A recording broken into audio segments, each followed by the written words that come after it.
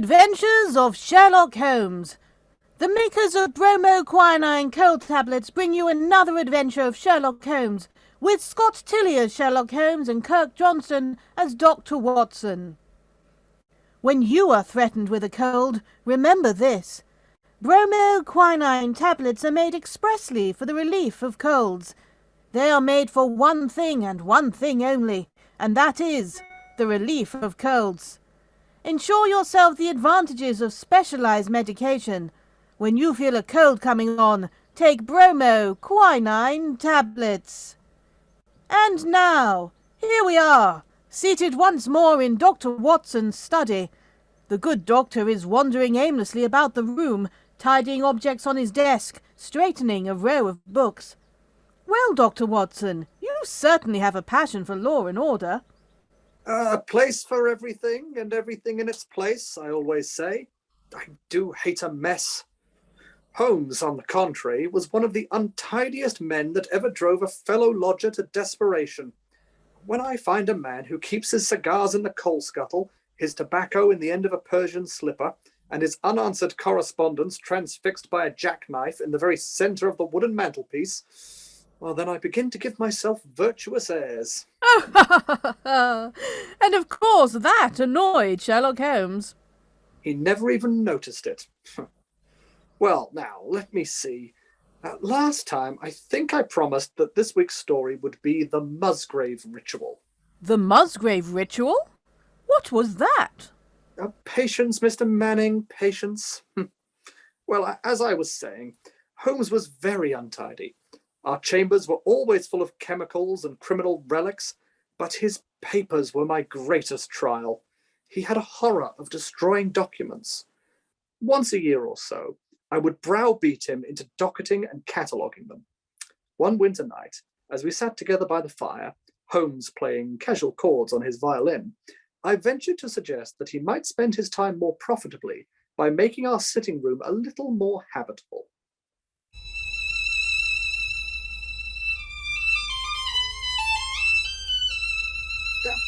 I say, Holmes, I wish you'd stop that caterwauling.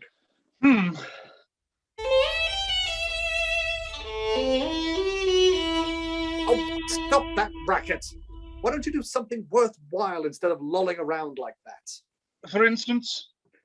Well, you could straighten up this room.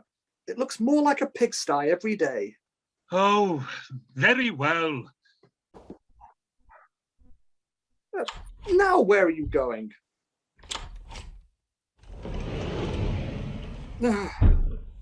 Look at this place. Papers on the floor, papers on the table, papers on all the chairs, papers everywhere.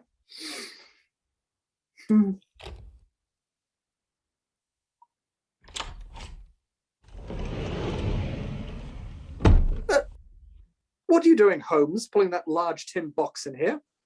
House cleaning. The key? Oh, yes.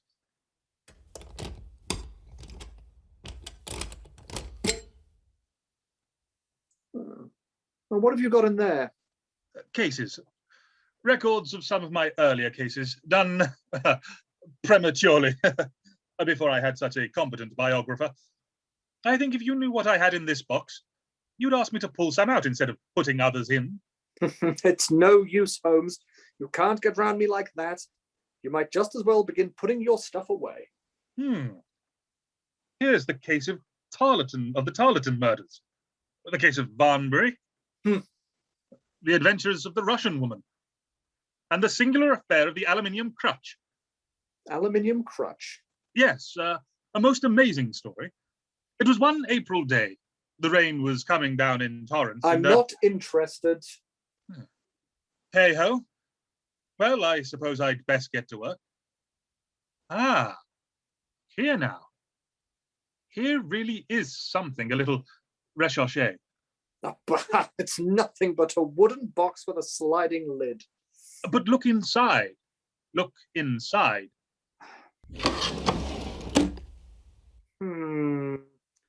A crumpled piece of paper with some doggerel written on it, an old-fashioned brass key, a peg of wood with a ball of string attached, And 3 rusty old discs of metal. Not very impressive. Well, what do you make of it? Well, it's a strange collection. And there is a stranger story connected with it. I suspected these relics had a history. They are history, my dear Watson. They are history. Oh, well, what was it about? These are all I have left to remind me of the Musgrave ritual. A fascinating case, fascinating. Hey-ho, well, I guess I'd better be getting on with my work. What was the Musgrave ritual? You want to interrupt my labours with a silly story? Dear, dear. And leave all this litter as it is? Reprehensible, my dear Watson. Thoroughly reprehensible. Oh, get on with the story. Very well. It was one of my first cases, when I was making a most precarious living out of my sleuthing. It had to do with Reginald Musgrave, a scion of one of the oldest families in the kingdom. Well, I hadn't seen Reginald Musgrave for several years, until one morning I received a note from him. Here it is. My dear Sherlock, I hear that you are turning to practical ends these powers with which you used to analyze us. Could you spare time to visit us at Hurlstone?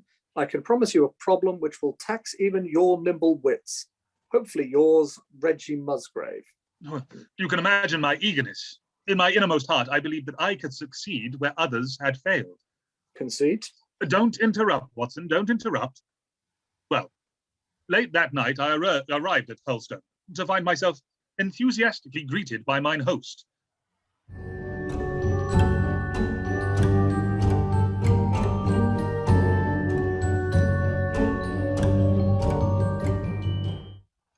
Well, Holmes, delighted to see you, my dear fellow. It's awfully good of you to come. You've gotten taller and thinner than ever. You're much the same, I should say, Musgrave.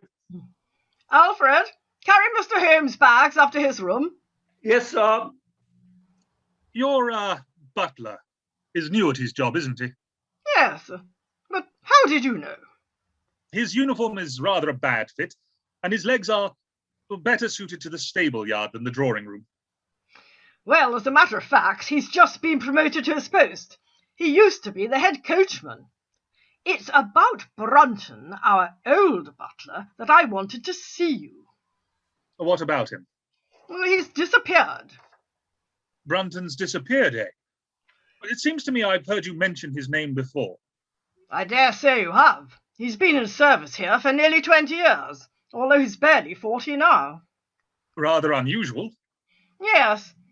He was a young schoolteacher out of a place when he was first taken up by my father.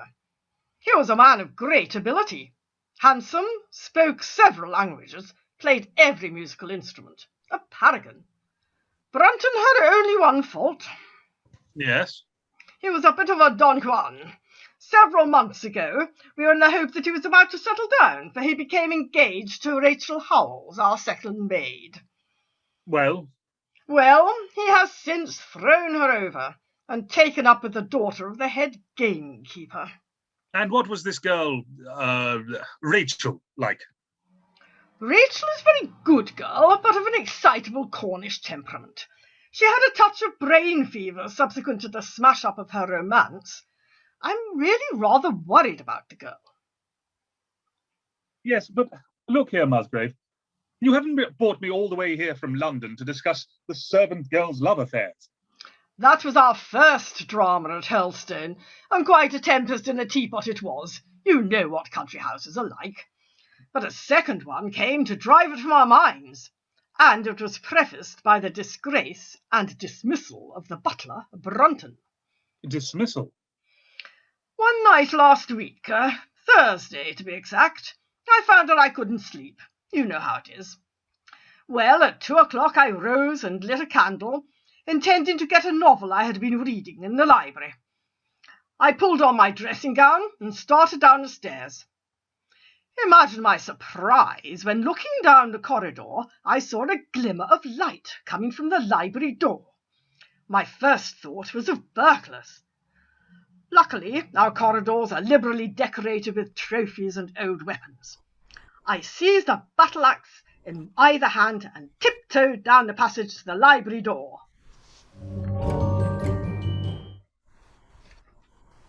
Don't move if you value your life!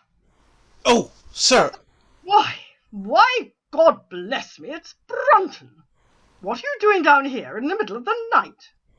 Well, sir, And my desk has been broken into, and my private papers strewn on the table.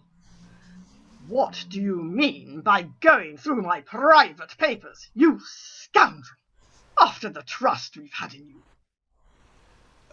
Well, sir, I meant no harm. The impudence, the rank impudence. Brunton, you will leave my service tomorrow. Oh, Mr. Musgrave, sir, I can't bear the disgrace. I've always been proud of my position in life. Yes, and look what it has led you into. Oh, the disgrace will kill me. At least let me give you notice, and leave in a month's time, as if it was of my own free will. Very well, but a month is too long. Take yourself off in a week, and give what reasons you wish for going. Only a week? Oh, no. A fortnight. At least say a fortnight. A week? And you've been let off very lightly. Now put down that paper you have in your hand, and get out.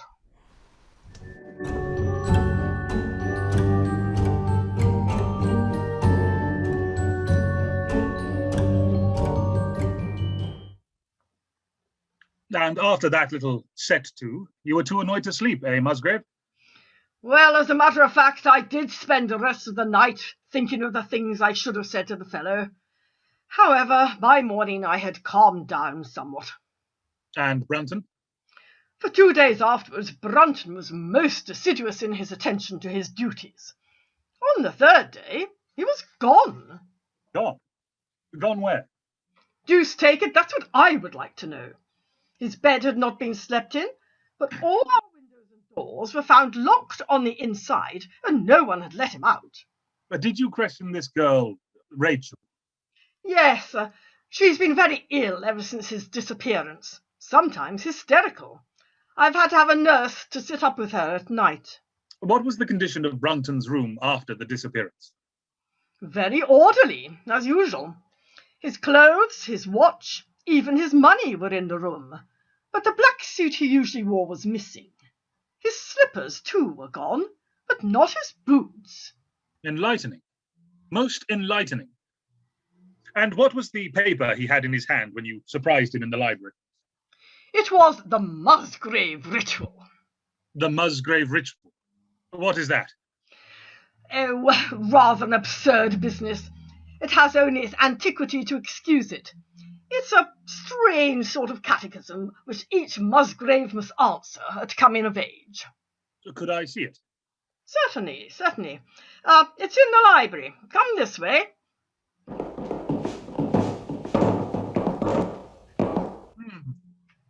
This old hall is rather impressive, with all its armour and weapons. Wait. I fancy I heard someone on the stairs. Someone on tiptoe. I'll run up and have a look. Be careful, my dear fellow. Be careful.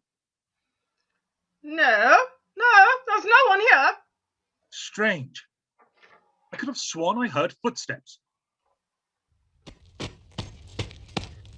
Must have been the old stairs creaking. This is the library, and this is the desk where I keep my private papers. How private? I mean, is there anything there that would benefit anyone else? Good heavens, no. Nothing that might lead to blackmail. No, sorry to disappoint you, Holmes, but I've led a very tame and uninteresting life. Ha! I see one of the drawers was broken into. Very amateurish. I'm afraid Brunton had very little experience. Yes, that lock is completely damaged. I've moved everything to this side of the desk. Just a minute till I find my key. Ah, yes. Yeah.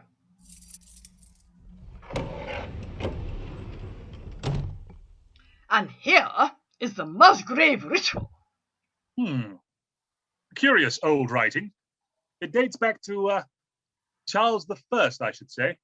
You can tell by the spelling. Probably Charles II. My ancestor, Ralph Musgrave, was a prominent cavalier and a right-hand man in Charles's wanderings. They went in for rigmarole of this sort in those days. It's just a series of questions and answers. Probably the bywords of a secret society. You know the answers by heart, I take it. Yes, it's something every Musgrave has to learn. Suppose I read off the questions and you give me the answers. Fire away. You can't trip me up there. All right, here goes. Whose was it? His who is gone. Who shall have it? He who will come. Where was the sun? Over the oak. Where was the shadow? Under the elm. How was it step? North by 10 and by 10, east by 5 and by 5, south by 2 and by 2, west by 1 and by 1, and so under. What shall we give for it? All that is ours. Why shall we give it? For the sake of the trust.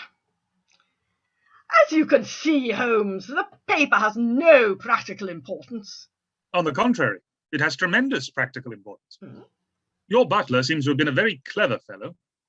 He has had more insight than 10 generations of his masters. I say, Holmes. The oak, I take it, is the one that stands here, to the east of the house. I noticed it as I drove up. That's right. You can see it from this window. Yes, quite a patriarch. It must have been here when the ritual was drawn up. It was there at the Norman Conquest, in all probability. Listen. There is someone in the hall outside, eavesdropping. I'm sure of it this time. I'll soon find her. Hello, why, it's Rachel. My dear girl, whatever are you doing up and about like this? Where's your nurse? She's sleeping. I fooled her. You must go right back to bed. Yes, I must go right back. He's gone? Yes, of course. Brunton's gone. He's gone, I say. Yes, I know that. Now don't worry. We'll find him for you. You just go back. You'll never find him. Never. I know where he's gone. Yes. He's gone where he belongs. And where is that? To hell. He's gone to hell. I say, she's delirious. Help me to get her upstairs, will you? We'll have to postpone our talk, I'm afraid. Yes, there's nothing more to do until tomorrow morning in any case. What do you mean, tomorrow morning? When the sun is over the oak. That's what he said. And now he's gone. Gone!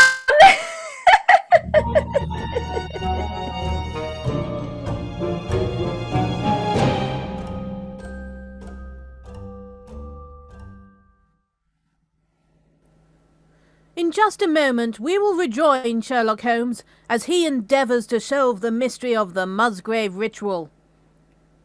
A cold, even a so-called slight cold, may quickly take a more serious turn. Be serious in your treatment of a cold. At the very first symptom, take a serious and proven preparation. Bromoquinine cold tablets have been on the market for years, and their merit is fully established. They give you that multiple action you want. Don't fool around when you feel a cold coming on. Take warning at the first symptom and take bromoquinine cold tablets. Bromoquinine cold tablets are sold by all pharmacists at a few pennies a box. Ask clearly and firmly for bromo, that's BROMO, quinine, that's QUININE, bromoquinine cold tablets.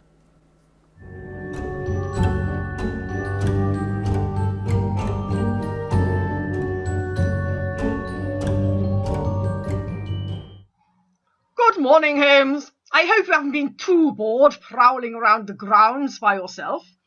Sorry to have kept you waiting for breakfast. Fact is, I'm a bit upset. There's been another disappearance. Rachel eluded her nurse again last night, and so far she hasn't been found. So I understand. Your new butler told me. I've traced her footprints to the edge of this lake. But the lake is over 8 feet deep at this point. Oh, the poor demented girl. I took the liberty of ordering the drags and grappling hooks at once. Yes, I see the men working. Have you found... Nothing. Exactly nothing. Hello. There seems to be some excitement now. The drags have caught on something. We've got her, sir. We've got her here this time for sure. Pull hard, boys. We're doing our best.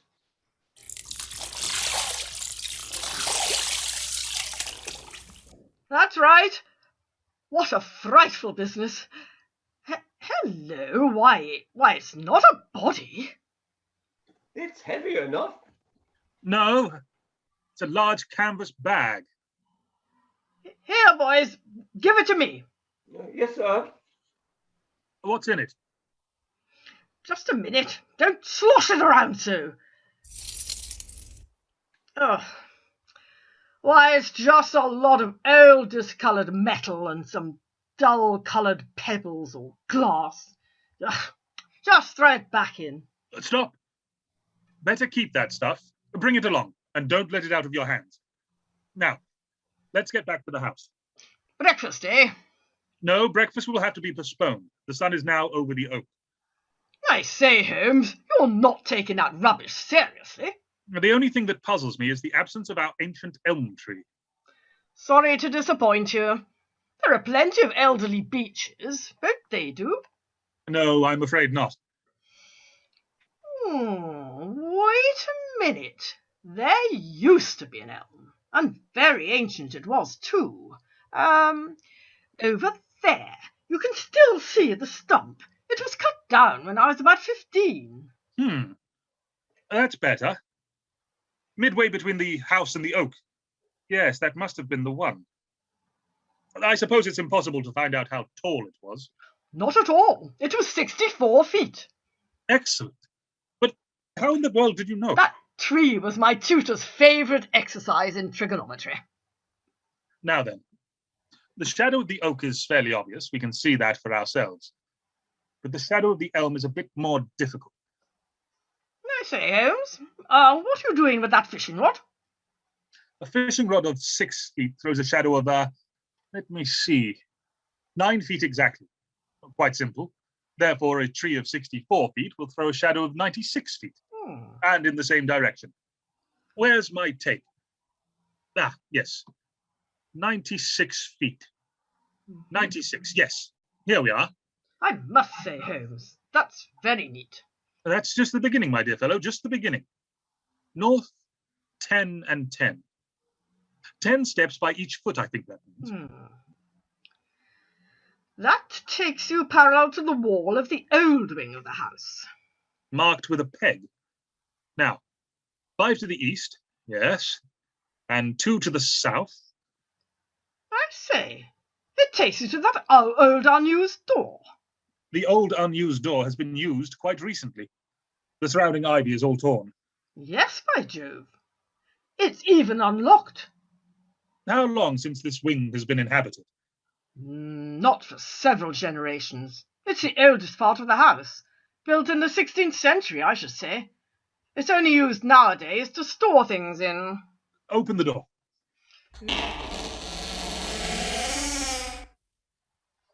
2 paces to the west obviously means 2 paces down this flagstone passage. Well, this must be the place indicated by the ritual. What are you tapping the stones for? All firmly cemented together. Not even a hollow sound. I told you it was all balderdash. Hold on. And so under. I nearly forgot that one. Is there a cellar under this place? Yes, it's as old as the house. Lead me to it. That's where our search ends. Very well. But what are we searching for?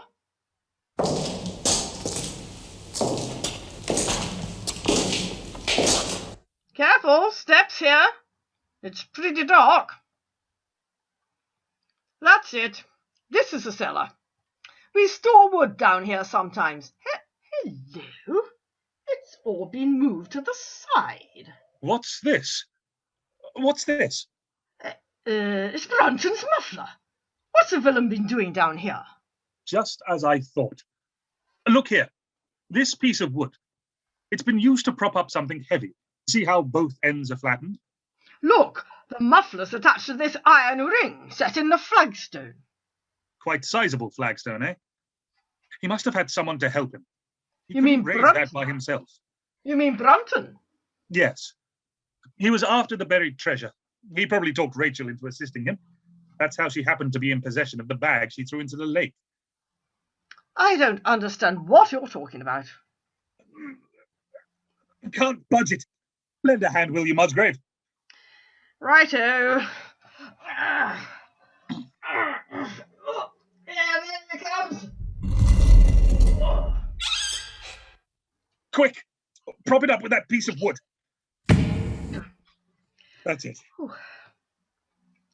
By Jove, it's a small room down there. And there, on the side, what's that? That, my dear Musgrave, is what Brunton was after. Come on, let's go down. A brass-bound wooden box, all covered with dust and worm-eaten. The lid's been thrown back. Look here, Holmes, I thought you expected to find a considerable treasure. All this trunk contains is a few discoloured discs of metal.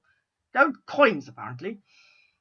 I say, do you think that rascal Brunton has been here and robbed me? That was his intention, undoubtedly. But I don't think he succeeded, Why not? The box is empty. because I think I can see his feet sticking out from behind the box. Here, help me to move the box. It's Brunton, all right. He's dead. Quite. Suffocated, I fancy. This cubby hole isn't very large. Yes, but how? How did it happen? He was murdered on the second night, after you discovered him in the library. I can reconstruct the scene fairly easily from the data we have on hand. Rachel's condition, the bag found in the lake, the open door, the muffler, and the piece of wood used as a prop. It is the last which is particularly significant. He had talked Rachel into assisting him, realizing that the girl was still infatuated. They waited until everyone had gone to bed, then stole down here. It was a stormy night, I believe.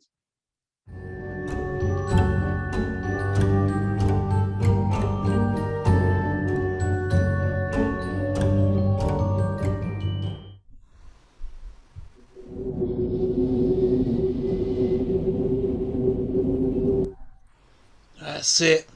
Close the door after you.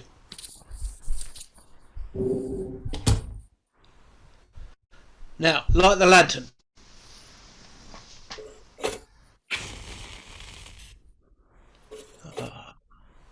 That's better. Oh, for the love of heavens, don't look like that, Rachel. Nothing's going to happen to you.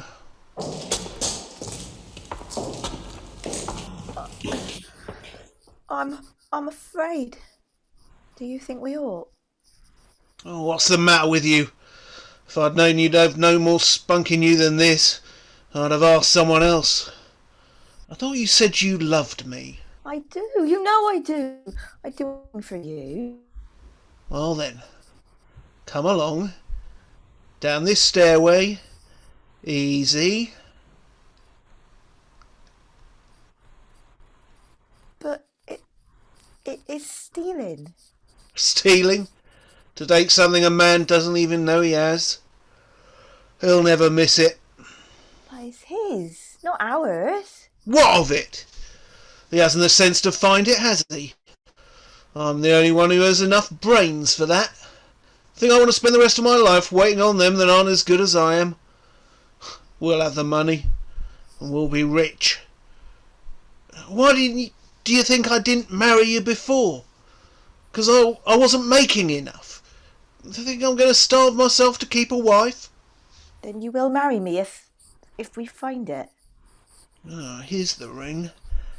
Oh wait, I'll put my muffler through it. But But you will marry me. You must. I haven't told you before because I didn't want to worry you, but folks are beginning to suspect, and I can't... Oh, stop your babbling and grab this muffler. Pull then. Pull harder. It's so heavy. How lot of use you are to a man. Pull harder, I tell you. There she comes. Quick, shove that piece of wood under here. There. Why, there's a trunk down there. Of course. And I'm going to find what's in it. Oh, stop trembling, you fool. You're shaking the lamp. You will marry me, won't you? It's dusty down here. There's even a key in the lock. Up goes the lid. Aha. Well. That's something like it. You will marry me? Here, put this stuff in the canvas bag I brought along. Oh, careful, you ninny, don't drop it. Now, give me a hand and help me out of here. You haven't answered me. Haven't answered what? You are going to marry me, aren't you? Marry you? What kind of fool do you think me? Marry a girl like you that lets a fellow... Don't laugh. Don't laugh. How do you think... How do I know I'm the only lover you've had, wench like you? I hate you. I hate the sight of you. I don't ever want to see you again. Yeah, what are you doing? What are you doing with that piece of wood? Look out, you fool! You pull it out,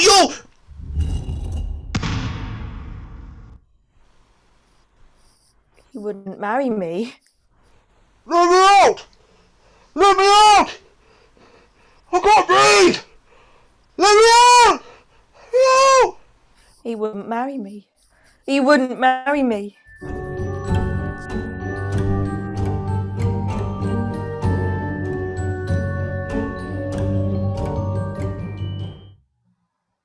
I say, Holmes, what a cad he must have been. Quite. But what did Brunton find that he considered so valuable? The contents of that bag. This old rubbish? Why, the metal's almost black, and these dull-looking stones. Try rubbing one of them. That reddish one, for instance. Right-o. Oh, I say, it develops quite a sparkle. Quite. I imagine that stuff was left in your ancestors' possessions by the royal party on the death of Charles I. I congratulate you on its discovery. It is of great intrinsic value, but of even greater importance as a historical curiosity. Why, what is it then? It is nothing less than the ancient crown of the kings of England.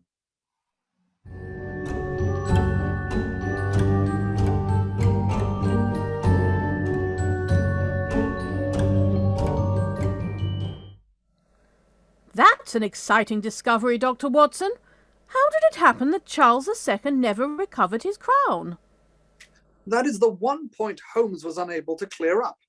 It is likely that the Musgraves who held the secret died in the interval, and by some oversight left this guide to his descendants without explaining the meaning of it. Dr. Watson will be back in just a moment to tell us about next week's adventure. There are all kinds of things being offered for the treatment of colds. But remember this, bromoquinine tablets are made solely for the relief of colds. Don't fall for fly-by-night preparations or medicines that claim the world.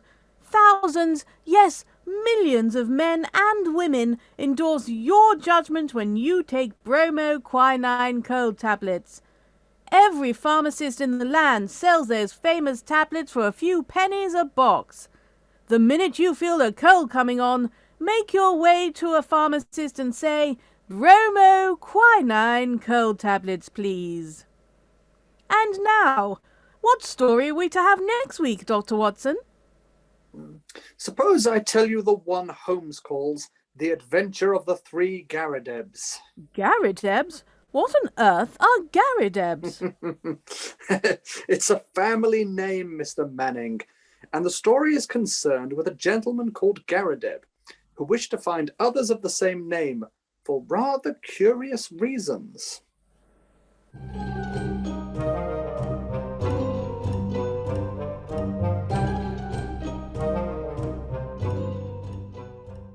You have been listening to a Sherlock Holmes adventure, adapted from Sir Arthur Conan Doyle's story The Musgrave Ritual, with Scott Tilley as Sherlock Holmes, Kirk Johnston as Dr. Watson, Harriet Muir as Reginald Musgrave, Tim Williams as Brunton, Kat Lamin as Rachel Howells, Chris Hodges as Alfred the Butler and the Labourer.